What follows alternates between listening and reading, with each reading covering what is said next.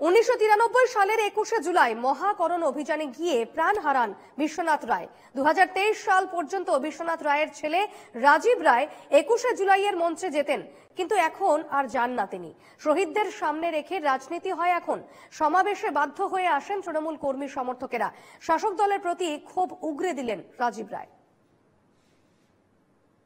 পরানগরের বিশ্বনাথ রায়, তিনিও তখন তার বয়স ছিল 28 বছর। তিনিও সেই সময় মহাকরণের উদ্দেশ্যে রওনা দিচ্ছিলেন এবং শহীদ হন সেই 13 জনের মধ্যে বিশ্বনাথ রায়। এবং এই মুহূর্তে আমরা তারই বাড়িতে রয়েছি, তার ছেলে আমাদের সঙ্গে রয়েছে।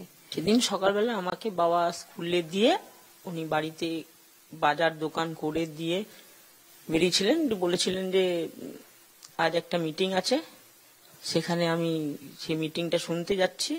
আর একটা কথা বলেছিলেন, পরের দিন পেপারের প্রথম ছবিটাই ওই মিটিং থেকে আমার আসবে, এই বলেই গিয়েছিল। আর বলেছিল আমি সন্ধ্যেবেলায় এসে খাওয়া দাওয়া করবো, দুপুরবেলা আর খাবে না। সেদিনকে তো আর আমাদের বাড়িতে ফেরেননি। তখন টিভিতে একটা নিউজ চ্যানেলে আমরা দেখছিলাম এরকম কলকাতা শহরে গুলি চলেছে, পুলিশ গুলি চালিয়েছে। ওই দিনে বাবা আর ফেরে না। তো মা সকালবেলা একদম ভোর বেলায় মা গিয়েছিল একটু দেখতে যদি কোনো থানা কোর্ট টোটে থাকে কিংবা কোনো হসপিটালে ইনজোর্ড হয়ে থাকে। এই জন্য কলকাতার সব মোটামুটি বানশাল কোর্ট, আলিপুর কোর্ট সব জায়গায় দৌড়াদৌড়ি করে মোটামুটি জানা হয়েছে যে এরকম বাবা মারা গেছে বলে এরকম নিউজ সব জায়গায় ছড়িয়ে গেছিল। তো মা তখন অব্দি সন্ধ্যেবেলা জানতো না, আমরাও কেউ জানতাম না বাড়িতে। নেত্রী মমতা বন্দ্যোপাধ্যায়, পরে তিনি কংগ্রেসে যোগাযোগ বা আপনাদের সঙ্গে বা সাহায্য কতটা পেয়েছেন? নো আইডেন্টি নো ভোট একটা স্লোগান নিয়ে ভারতবর্ষের প্রত্যেকটা মানুষের যাতে একটা সচিত্র পরিচয় পত্র হয়, যাতে তার নিজের ভোটার অধিকার প্রয়োগ করতে পারে, এই আদর্শ নিয়ে তারা সেদিনকে কলকাতার রাজপথে নেমেছিল। সেটা ছিল যুব কংগ্রেসের ডাকে। তাদের যে মোটিভেশনটা ছিল, আজকে ডেটে দাঁড়িয়ে 2025 এসে সেই মোটিভেশন কোন তৃণমূল কংগ্রেসের কোনো নেতৃত্বের মধ্যে নেই। এখন তৃণমূল কংগ্রেস কাউকে ভোট না দিতে পারলেই তারা বেঁচে যায়। আপনি আপনার ভোটটা দিতে পারবেন সেটা বড় কথা না, আপনার ভোটটা যদি তারা প্রক্সি করতে পারে সেটা অনেক বড় কথা।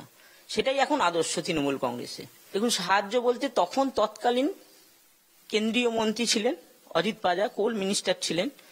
উনি ইনস্ট্যান্ট, আমার বাড়িটা যেহেতু আমার বাবার বাড়ি আইরিটলায়, সাধন পান্ডে আর অজিত পাজার মানে একনিষ্ঠ চেষ্টায় আমার মা 1993 সালে প্রথম চাকরি পেয়ে গেছিল। মঞ্চে তো আমরা 2023 অব্দি আমি ওই মঞ্চে আমি গেছি।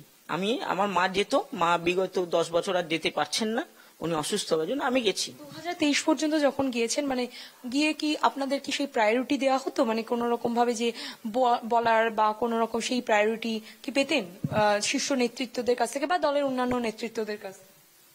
দলের নেতৃত্বের কাছ থেকে সেই প্রায়োরিটিটা অলরেডি 2011 পর থেকে অনেক কমে গেছে মানে কি ওরা দিতই না।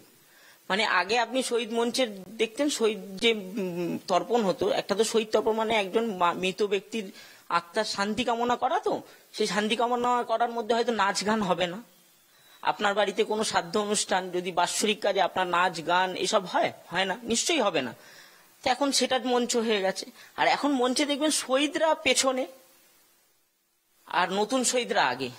আমাদেরও পিছিয়ে আসা, আস্তে আস্তে পিছিয়ে আসার থেকে নিজেদের পিছিয়ে আসাটা অনেক ভালো।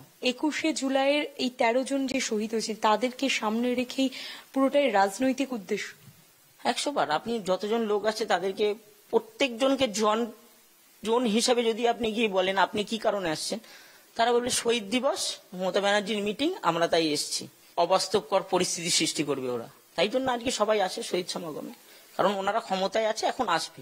কিন্তু উনারা ক্ষমতায় যখন ছিল না তখন যেভাবে মানুষ আসতো, এখন সেভাবে আসে না। আমরা কথা বললাম বিশ্বনাথ রায়, প্রয়াত বিশ্বনাথ রায়, তার ছেলে রাজীব রায়ের সঙ্গে। ক্যামেরায় শুভজিতের সঙ্গে বিউ সরকারের রিপোর্ট, NK টিভি বাংলা।